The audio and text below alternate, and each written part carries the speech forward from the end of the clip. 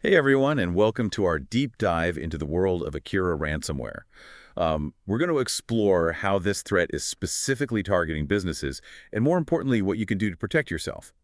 We'll uncover some really interesting details along the way, like Akira's unique anime-inspired look that kind of hides its dangerous nature, the double extortion tactic they use, and we'll even touch on some of his high-profile victims. Yeah, it's really fascinating how Akira combines this almost playful, appearance with some seriously dangerous tactics. But don't let that anime-inspired look fool ya. This ransomware is all about, crippling businesses just like yours. So let's get right to it. How does Akira actually get into a company's systems? Like, how do they even begin the attack? Well, Akira mainly uses two main ways to infect systems: phishing and exploiting weaknesses. Okay, phishing. I think we've all heard that term before, right? Mhm. But how is Akira using it in a way that's different or particularly effective? Are they doing something unique?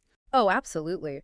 Akira's creators are, well, they're very crafty. They don't just send out those generic spam emails we all see. They craft these really targeted phishing emails, and they often disguise them to look like they come from legitimate sources, like a trusted vendor or even sometimes a government agency. Oh, wow. So that could really catch people off guard. Yeah, and they'll even use current events, or urgent situations to create this sense of panic and urgency, and that makes people much more likely to click on something without really thinking.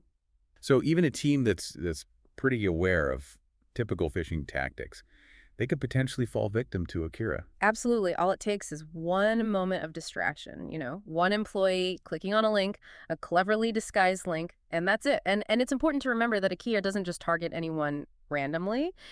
They do their research. They often research specific individuals within an organization, people who have access to critical systems or sensitive data. They look for those high-value targets. And this is where exploiting those weaknesses comes into play, right? Right. What kinds of weaknesses are we talking about here? Well, think of it this way. Any software can have vulnerabilities, right? Like little bugs or glitches that might go unnoticed. And Akira's creators are really good at finding and exploiting these vulnerabilities, especially in systems like VPNs, those virtual private networks that allow people to connect remotely. Right. And the FBI and CISA even put out a warning about Akira specifically targeting unpatched vulnerabilities in some Cisco VPNs, if I remember correctly.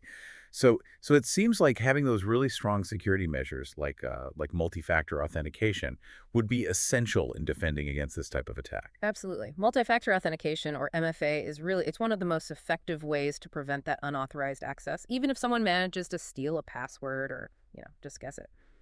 And for more information about how our appliances can help bolster your security measures, you can visit us at www.stonefly.com or contact us at sales@stonefly.com. Okay, so let's say Akira manages to get past those security measures, maybe through a successful phishing attack or by exploiting a vulnerability.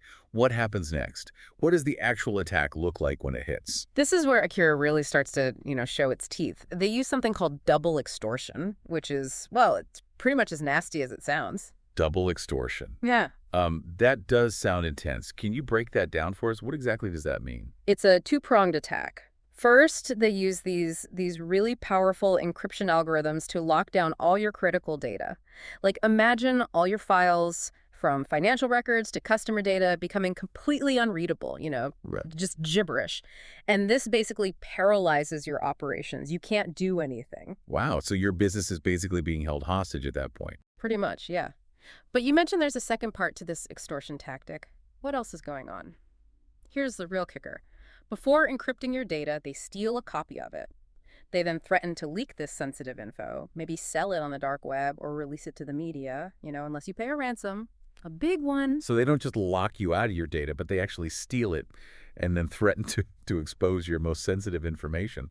It seems like that would put an incredible amount of pressure on any company. Have we seen any real-world examples of Akira actually using these tactics? Like, has this actually happened?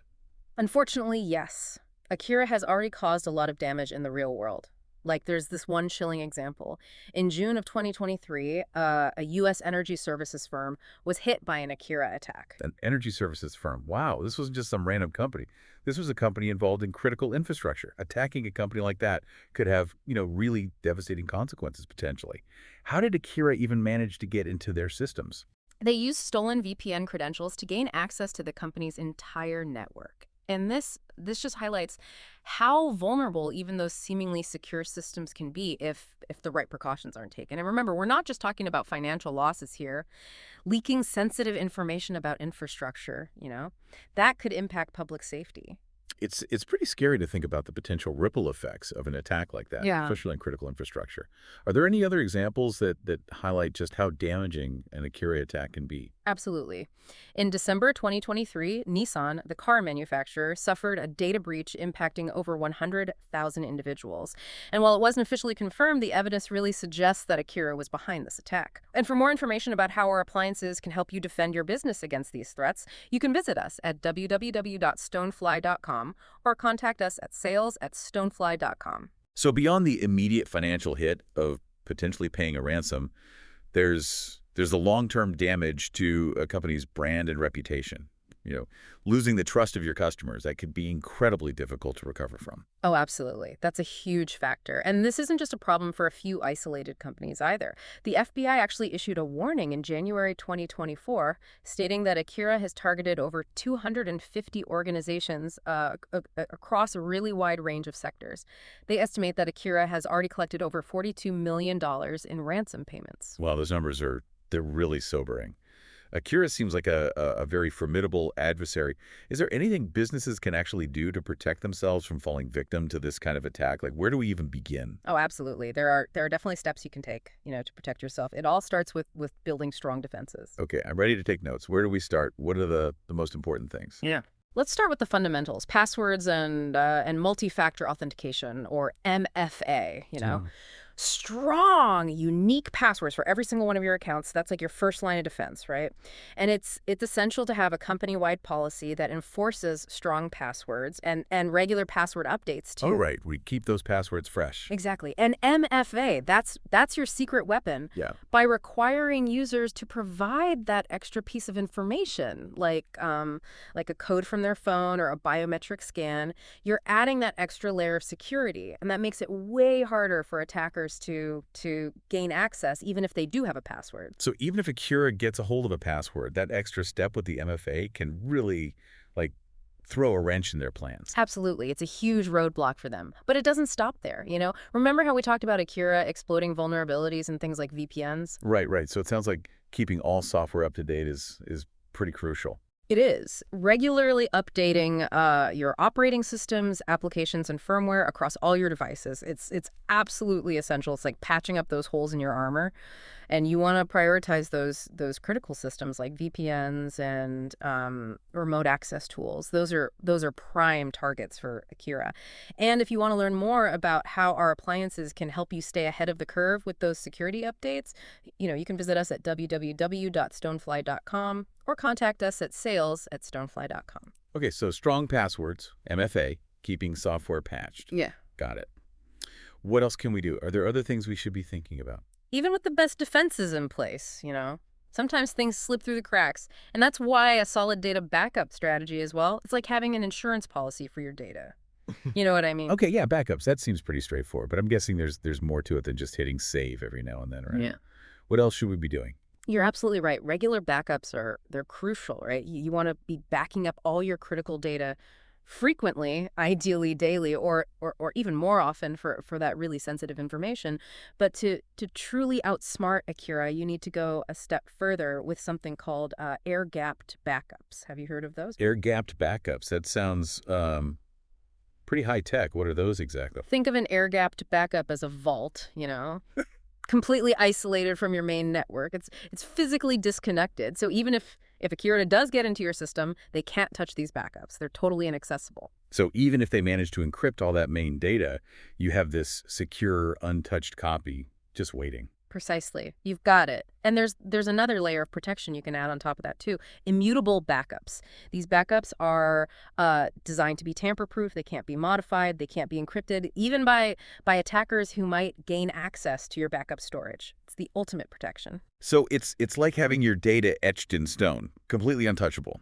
I can see how that would be a game changer when it comes to ransomware. Exactly. It's the gold standard. And if you want to learn more about how our appliances can provide that kind of rock-solid protection, with those air-gapped and immutable backups, you can contact us at sales@stonefly.com or visit www.stonefly.com. We're happy to walk you through it. Okay. That's air-gapped and immutable backup. Got it. Any other backup wisdom you want to share? Any other tips or tricks? Well, there's this simple rule of thumb that can really help you, build a really comprehensive backup strategy. The 3-2-1 rule. Have you heard of that one? The 3-2-1 rule. Okay, I'm all ears. What's the magic formula? It's pretty straightforward. First, you want at least 3 copies of your data. That redundancy protects you, in case of accidental deletions, hardware failures, or, of course, a ransomware attack. Second, you want to store your data on at least 2 different types of media. So that could be a combination of hard drives, solid-state drives, or cloud storage. Diversifying that storage really helps reduce the risk of a single point of failure taking out, all your backups at once. Don't put all your eggs in one basket. Exactly. And then finally, you want to keep at least 1 copy of your data off-site. This could be, at a secure physical location separate from your main office or in a reputable cloud storage service. This protects you from those physical events, like fires, floods, other disasters that could affect your primary site. Makes sense. Having that off-site copy is crucial for peace of mind, for sure. Absolutely. But even with those, really robust backups in place, prevention is only one part of the equation. We also need to be prepared to respond effectively if an attack does happen. Okay, yeah. Let's talk about that. What should our response strategy be if Akira somehow slips through all those defenses? Like, what's our game plan at that point? What do we do? Early detection is really key. Investing in security software that has ransomware detection capabilities can make a huge difference. These tools are like sentinels, constantly monitoring your systems for any suspicious activity. If they detect something like a sudden spike in file encryption or unusual access patterns, they can sound the alarm, and that gives you a chance to contain the attack before it spreads too far. So it's like having a security system that not only protects the perimeter, but also has like sensors inside the house to detect any intruders who, might have gotten past those initial defenses. That's a great analogy, yeah. Early detection can buy you that valuable time to isolate infected systems, and prevent the ransomware from spreading further. But having the right tools is only part of the solution. You also need to have a well-defined data recovery plan. All right, like a fire drill for a ransomware attack, something we can practice and be prepared for. Exactly. You need a clear plan outlining the steps to take if you're hit by an attack. And this includes things like immediately isolating infected systems, restoring data from those backups we talked about, and contacting the relevant authorities. And it's not enough to just have this plan on paper, You need to regularly test your recovery plan, make sure it actually works, and that everyone on your team, they know what to do if that alarm goes off. So regular practice is key, even when it comes to ransomware. Now, I know you have some strong opinions about what not to do in these situations. Let's hear it. What are the biggest mistakes companies make when dealing with a ransomware attack? What should we absolutely avoid doing? 2 things you absolutely should not do. Pay the ransom and ignore the attack. Okay, yeah, paying the ransom, that seems like the obvious solution on the surface. Why shouldn't companies do that? Why is that a bad idea? You might think you're solving the problem, right? But paying the ransom just encourages these criminals. It validates their business model and gives them more resources to target other companies. And there's absolutely no guarantee that you'll actually get your data back, even after paying. You're taking a huge risk. So you're essentially funding their future operations and might not even get anything in return. That's a lose-lose. Exactly. You got it. And it's important to remember that paying a ransom could have, legal ramifications too. In some cases, it might even be illegal, depending on, the specifics and the attackers involved. It's just a really risky move all around. Okay, that makes sense. What about ignoring the attack? Why is it so important to report it? Why not just try to handle it internally and move on? Reporting a ransomware attack, both to law enforcement agencies and cybersecurity organizations, it's really vital. Yeah. It helps track attacker activity. It potentially aids in future investigations, and it can deter similar attacks from happening in the future. Think of it as your civic duty in the fight against cybercrime. Everyone benefits. It's like reporting any other crime. You're not just helping yourself. You're helping the entire community stay safer. Exactly. By working together and sharing information, we can make it a lot more difficult for attackers like Akira to operate. We can really make a difference. All right. Well, we've covered a lot of ground today. We learned about how Akira operates, the damage it can cause, and all those steps you can take to protect your business. It's a lot to take in, but hopefully you're feeling more empowered than overwhelmed. You know what I mean? Like there are things you can do. Yeah, Akira is definitely a serious threat. But the good news is, you're not powerless. By being proactive, strengthening your defenses, and having a solid plan in place, you can really, really reduce your risk. So preparation is key, just like with anything else, right? Exactly. And knowledge is power too. The more you understand about threats like Akira, the better equipped you'll be to defend against them. Knowledge is your best weapon, really. And that's exactly what we aim to do here at the Deep Dive, right? We want to give you the insights and the tools you need to make those informed decisions about your cybersecurity, give you the power to protect yourself. Absolutely. And when it comes to, ransomware protection, well, Stonefly has your back. We offer uh, cutting edge solutions, including those air gapped and immutable backups we talked about. Sure. Our appliances they're designed to provide that comprehensive security and keep your data safe no matter what. Yeah, and if you want to learn more about how our appliances can help protect your business, you can visit our website at www.stonefly.com or reach out to our team at sales@stonefly.com. We're here to help you navigate this complex world of cybersecurity and really build a fortress around your valuable data. We want to make it as easy as possible for you. Absolutely. And don't wait for an attack to happen before taking action, The best time to strengthen your defenses is right now. Don't wait until it's too late. Couldn't agree more. Well, as we wrap up, I want to leave you with a final thought. What additional steps can you take today, to improve your organization's security and stay ahead of those evolving threats like Akira? What can you do right now to make a difference? Yeah, that's a great question to reflect on. In cybersecurity, you can never be too prepared, right? Always be thinking, always be learning. Well said. Thanks for joining us for another deep dive. Until next time, stay vigilant and stay safe. And remember, for robust, reliable data protection, Stonefly is here to help. You can find out more about our solutions at www.stonefly.com or by contacting us at sales@stonefly.com. We're always here for you.